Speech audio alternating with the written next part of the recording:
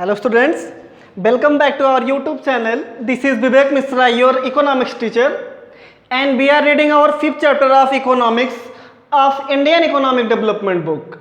Class 12th की हम Indian economic development book का 5वां चैप्टर पढ़ रहे हैं और हमने इस चैप्टर में ऑलरेडी एक वीडियो कंप्लीट कर लिया है और उस वीडियो में हमने देख लिया कि what is trade, what is international trade and the India's foreign trade on the eve of independence. ठीक है, इंडिपेंडेंस से पहले इंडिया का फॉरेन ट्रेड किस तरीके से था।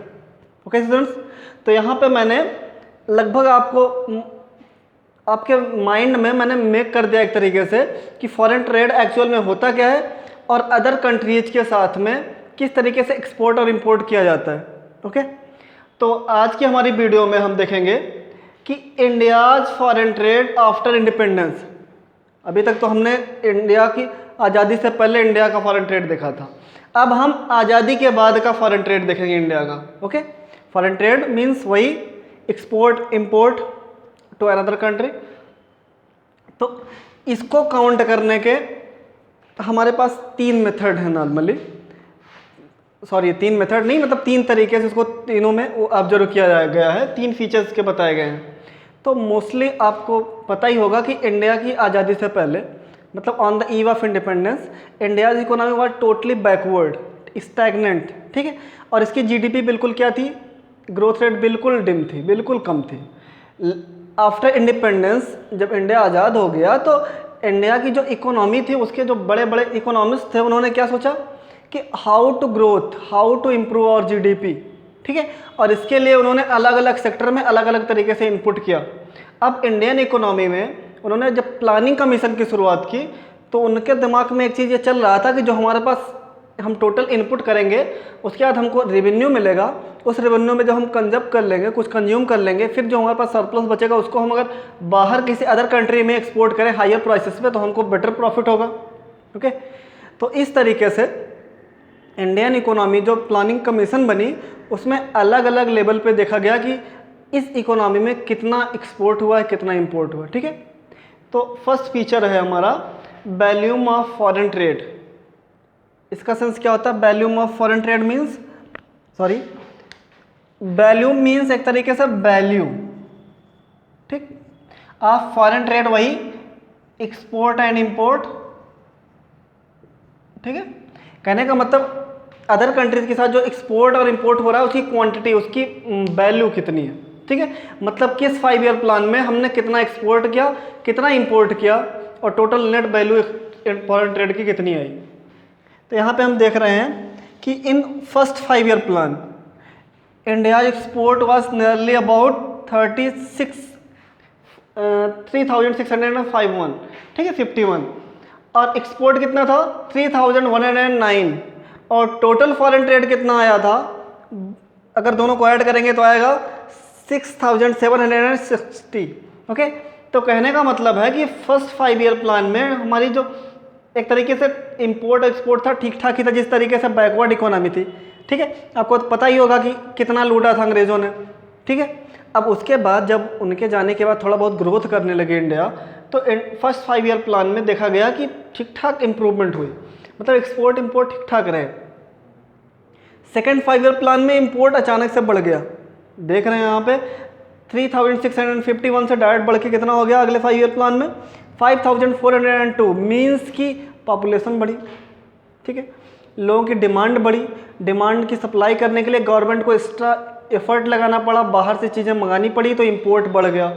इट मीन्स कि इतने से इतना हो गया, एक्सपोर्ट कम हो गया।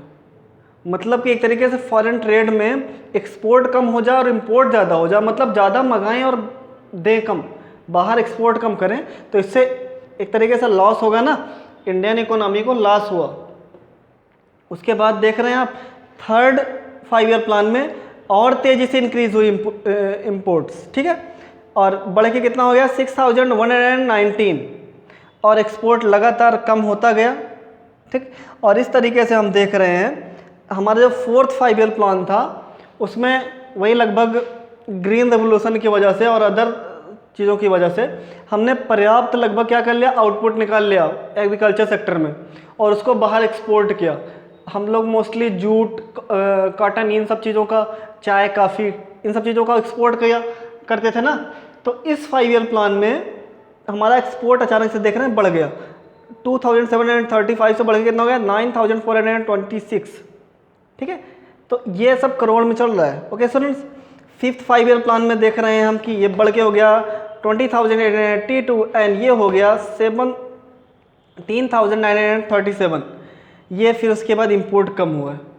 आप देख रहे होंगे कि सीधे जाके 6th 5 ईयर प्लान में ये इंपोर्ट कुछ ना कुछ कम हुआ है, नहीं तो लगातार एक इंक्रीजिंग रेट से बढ़ता जा रहा है, बढ़ता जा रहा है, बढ़ता जा रहा है। ओके, और इंपोर्ट कम हुआ तो एक्सपोर्ट भी कम हुआ।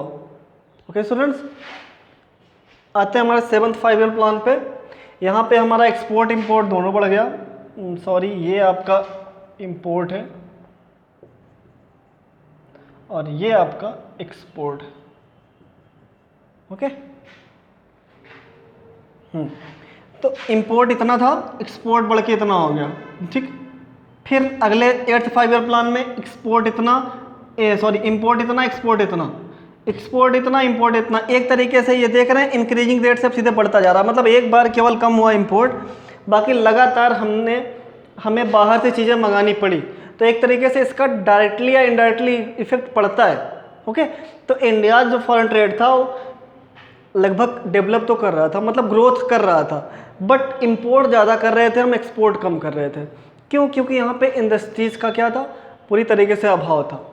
हमको ज़्यादा से ज़्यादा रॉ मटेरियल बाहर एक्सपोर्ट कर देने पड़ते थे। ठीक है, लेकिन आफ्टर इंडिपेंडेंस या आफ्टर 4th और 5th 5 ईयर प्लान इंडिया में ठीक ठाक इंडस्ट्रीज ओपन हुई। तो अब हम दिखाएंगे आपको, अगर आपने इसको समझ लिया हो, इसका आप स्क्रीनशॉट ले लीजिए। उसके बाद हम आपको दिखाते हैं कि इंडिया मोस्टली किन किन चीज़ों का एक्सपोर्ट करता था। Composition of foreign trade. Okay students, take your screenshot.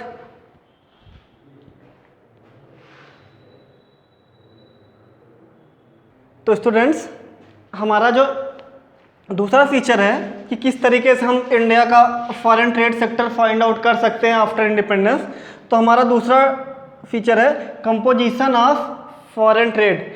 इस फैक्टर से हम समझ सकते हैं, कंपोजिशन मीन्स मतलब किस तरीके के गुड्स, किस तरीके के आइटम का एक्सपोर्ट और इंपोर्ट हो रहा है इंडिया में।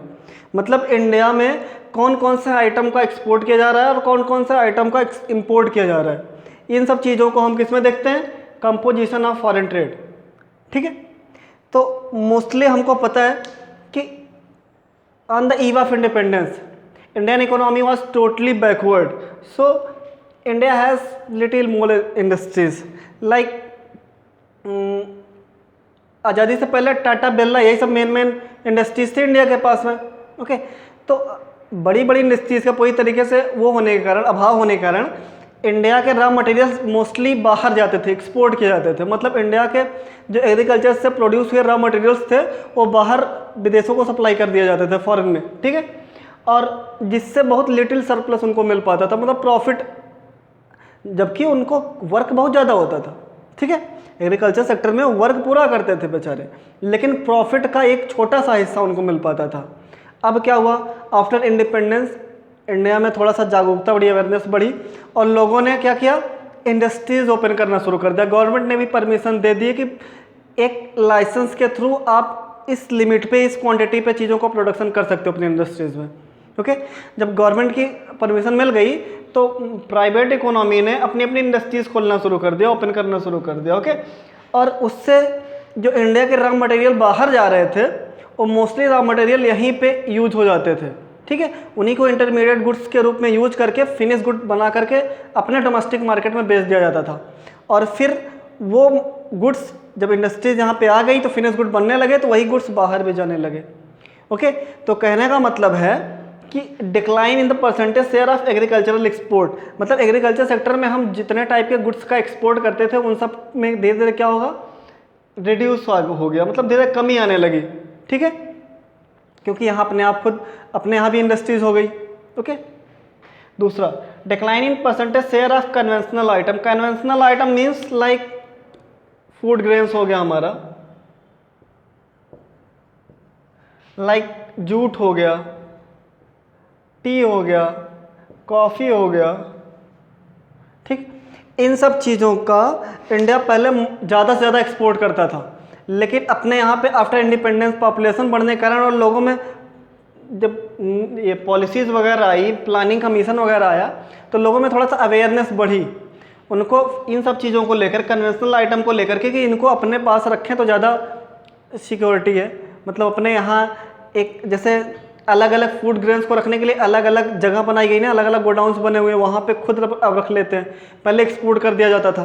तो इससे क्या हुआ कि धीरे धीरे इंडिया सेल्फ डिपेंडेंस बना। ठीक है, मतलब एक टाइम पे जब इंडिया में काफ़ी कोई एक स्पेशल प्रोडक्ट की जो कमी आ जाती थी तो गवर्नमेंट प्रोवाइड नहीं कर पाती थी, वो अब कर रही है।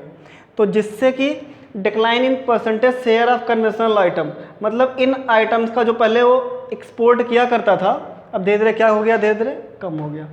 ओके स्टूडेंट्स, तो इन दोनों में धीरे धीरे कमी हुई।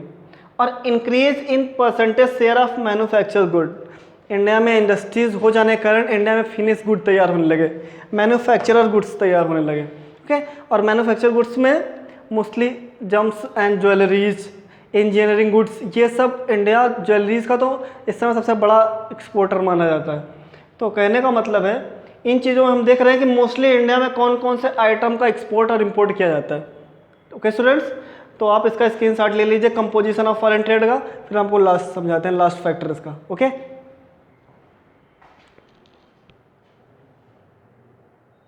तो स्टूडेंट्स इस फीचर में हम देखेंगे डायरेक्शन ऑफ फॉरेन ट्रेड का मतलब होता है कि एक कंट्री दूसरी कंट्री के साथ किस तरीके का कितने लेवल पे एक्सपोर्ट इंपोर्ट कर रही है। ठीक है, तो डायरेक्शन मीन्स एक कंट्री का दूसरी कंट्री के साथ हम क्या दिखाते हैं, एक्सपोर्ट और इंपोर्ट।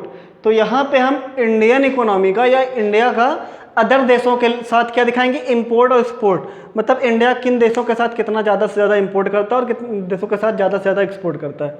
तो आज़ादी के बाद लगभग काफ़ी सारे चेंजेस आए। ठीक है, शुरुआत में इंडिया सऊदी अरब वगैरह से ज़्यादा एक्सपोर्ट इंपोर्ट करता था, यूएसए से ज़्यादा करता था, लेकिन काफ़ी टाइम के बाद चीज़ें बदली और इस टाइम पे, प्रेजेंट टाइम पे जो इंडिया के स्पेशल फॉरेन ट्रेड फ्रेंड हैं, एक तरीके से हम कहें तो जो फ्रेंड्स कंट्रीज़ हैं, वो यूएसए में इंडिया सबसे ज़्यादा एक्सपोर्ट करता है 15.3%, उसके बाद यूएई में। ओके स्टूडेंट्स, तो सबसे ज़्यादा एक्सपोर्ट किसको करता है इंडिया, यूएसए को, उसके बाद यूएई को, फिर चाइना को, फिर अदर कंट्रीज़ को। ठीक है, और सबसे ज़्यादा इंपोर्ट लेता कहाँ से है, तो आप देख रहे हैं सबसे ज़्यादा इंपोर्ट चाइना। आपको पता है ना अभी चाइना के काफ़ी सारे प्रोडक्ट्स बैन कराए जा रहे हैं, काफ़ी सारे एप्लीकेशंस बैन कराए जा रहे हैं। तो इंडिया आज भी चाइना से बहुत सारी चीज़ें क्या करता है, इंपोर्ट करता है, क्योंकि इंडियन मार्केट में इंडिया की एक लार्ज पॉपुलेशन है और इनकी डिमांड बहुत क्या है, हाई है। ठीक है, अब बहुत ज़्यादा डिमांड होने के कारण आसानी से फुलफिल इंडियन गवर्नमेंट नहीं कर सकती, तो उसको चीज़ों को इंपोर्ट करवाना ही पड़ता है। अब उसको एक लेवल पे, एक कम प्राइस पे, जब हमने आपको बताया था, जब मैं आपको इंपोर्टिंग सिस्टम बता रहा था, तो बता रहा था कि इंडिया या अदर कंट्रीज़ तभी दूसरे देश से इंपोर्ट करती है जब उनको सस्ता सामान मिले। तो इंडिया को चाइना से थोड़ा बहुत अदर कंट्रीज़ के मुकाबले सस्ता, अदर कंट्रीज़ के कंपैरिजन में सस्ता सामान मिल जाता है, इसलिए सबसे ज़्यादा इंपोर्ट इंडिया चाइना से करता है, उसके बाद यूएसए से, फिर सऊदी अरब से, फिर स्विट्ज़रलैंड से और बाकी रेस्ट से। तो कुल मिला के हम यहाँ पे देख रहे हैं कि इंडिया चाइना को केवल 3.7% एक्सपोर्ट करता है और लेता कितना है, 15.9%। तो स्टूडेंट्स यहाँ से आप इंडिया और चाइना की तुलना कर सकते हो। ओके, तो स्टूडेंट्स आज हमने पढ़ लिया कि आफ्टर इंडिपेंडेंस इंडिया का फॉरेन ट्रेड सेक्टर किस तरीके से वर्क कर रहा है और करेंट टाइम में किस तरीके से वर्क कर रहा है। तो स्टूडेंट्स, तो अगर ये वीडियो आपको समझ में आ गया हो तो वीडियो को लाइक ज़रूर करें, और अगर वीडियो से रिलेटेड कोई भी कन्फ्यूज़न हो तो आप कमेंट बॉक्स में जाके कमेंट कर सकते हैं, वहाँ पे हम आपके क्वेश्चन का आंसर देंगे। तो मिलते हैं अपने अगले वीडियो में एक नए टॉपिक के साथ, तब तक के लिए बाय बाय, थैंक यू।